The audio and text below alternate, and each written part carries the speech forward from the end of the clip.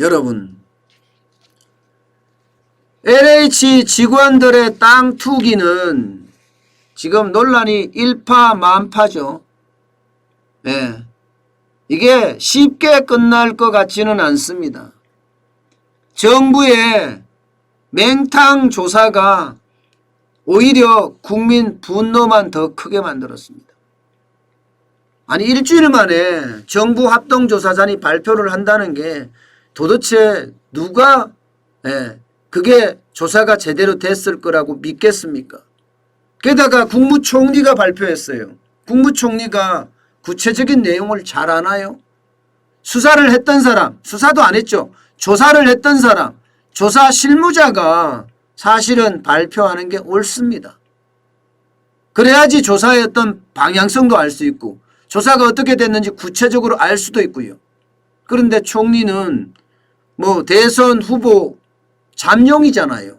그러다 보니까 자기가 이렇게 열심히 했다 이렇게 쉽게 말하면 어깨만 세우고 말았어요. 어깨만 세우고. 그런데 어깨를 세우려고 했는데 국민들은 완전히 반발하고 말았죠. 예, 그게 무슨 조사냐.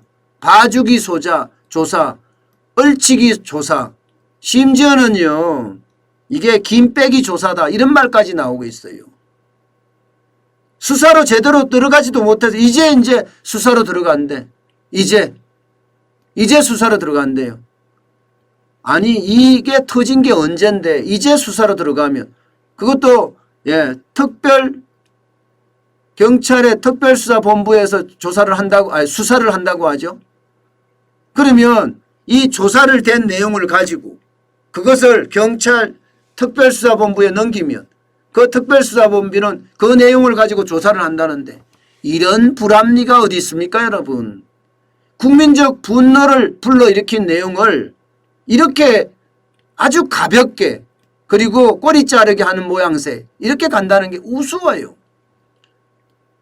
게다가 변창흠 국토교통부 장관에게 쉽게 말하면 다 덮어 씌우려고 했죠. 그래서 지금 사의 표명도 했고 그런데 웃긴 건 대통령은 이거 수습하고 나가라 이거야. 이거 수습하고.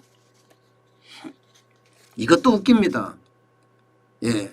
이게 LH 직원들의 땅 투기 의혹은 변창흠 국토교통부 장관이 LH 사장으로 근무했던 시절에 일어났던 일이에요.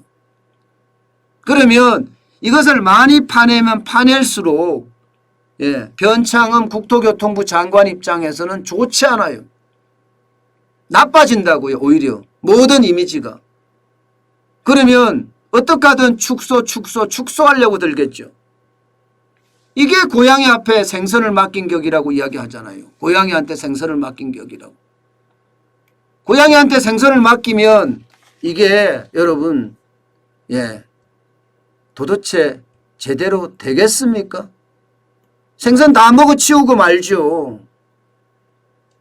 그런데 이 사진을 보면요. 참 변창흠 국토교통부 장관도 여러분들은 어떻게 느끼세요? 초라해진 거죠. 처음에 시작했던 폐기는 다 어디 가고요. 지금 LH 직원들의 어떤 땅 투기 의혹에 여당의 공격, 청와대의 공격, 국무총리의 공격 여기저기 내 편은 하나도 없고 적밖에 없는 겁니다. 그러니 사의를 낼 수밖에 없었고 사표를 제출할 수밖에 없었고 그러면 받아줘서 그냥 물러나게 하는 게 맞는 거지. 여기에다가 앞서 말씀드린 대로 고양이 앞에 생선을 맡겨서 또 해준다는 건 이거는요 이분한테도 곤욕입니다. 곤욕. 저는 저렇게 하는 이유를 잘 모르겠습니다. 왜 저렇게 해야 하는지를 말입니다. 그런데 이 와중에 말입니다. 이 와중에 좀 상승세는 둔화됐지만 집값이 다 상승했어요. 서울 집값도 0.07% 지난주하고 동일해졌고요.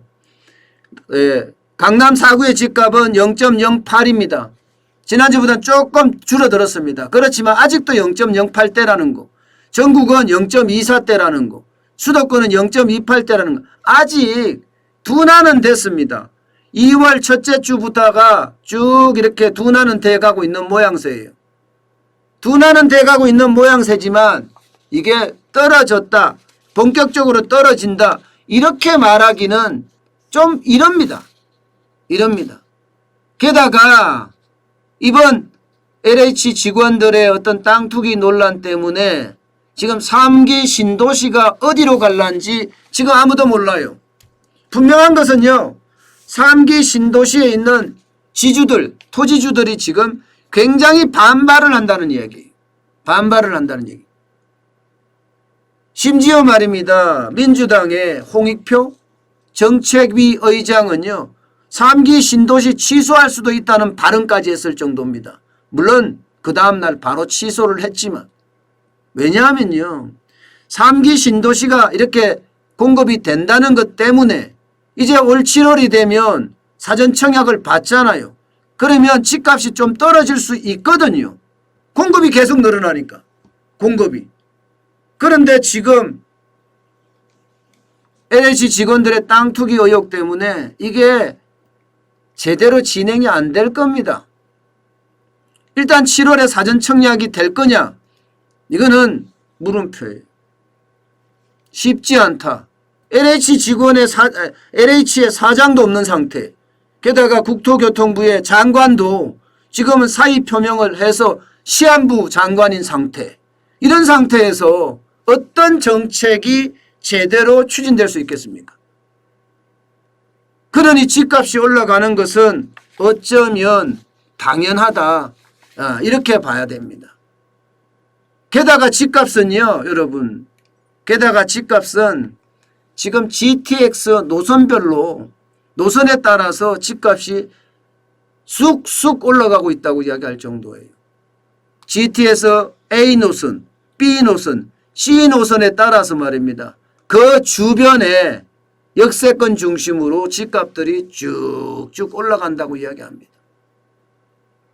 A 노선만 하더라도 저 위에 킨텍스에 있는 운정역에서부터 여기 밑에 동탄까지, 성남 동탄까지 쭉 이어지니까 거기 중심으로 해서 역세권으로 집값이 쭉쭉쭉쭉 올라가죠. 마찬가지 B 노선은 송도에서부터 시작해서 마석까지입니다. 동에서 서로 쭉 있습니다. 여기도 마찬가지 GTX 노선을 중심으로 지금 올라가고 있다, 이렇게 봐야 됩니다. C 노선도 마찬가지입니다. 덕정에서 수원까지지만 이건 남북으로 이어져 있거든요. 남북으로. 여기도 마찬가지 창동에서부터 시작해서 광운대, 양재, 과천, 검정에서 이것도 마찬가지 역세권 중심으로 쭉쭉 올라가고 있습니다. 때문에 지금 집값은요, 진짜 아무도 모른다 하는 게 요즘 집값인데요. 6월에 오는 보유세, 이제 이게 문제긴 해요. 6월에 보유세가 터지면 이게 어떻게 될런지 봐야 되지만 전반적으로는 신도시가 흔들린다. 신도시가 흔들린다는 이야기. 게다가 GTX 노선별로 지금 공사가 점점 진행이 돼 가면서 집값은 흔들린다. 오른다. 뭐 이렇게까지 이야기할 정도입니다. 그만큼요, 이 와중에도 집값이 오른다는 사실은요, 문재인 정부의 부동산 정책이 얼마나 실패했는지 분명히 보여주는 사례입니다. 아마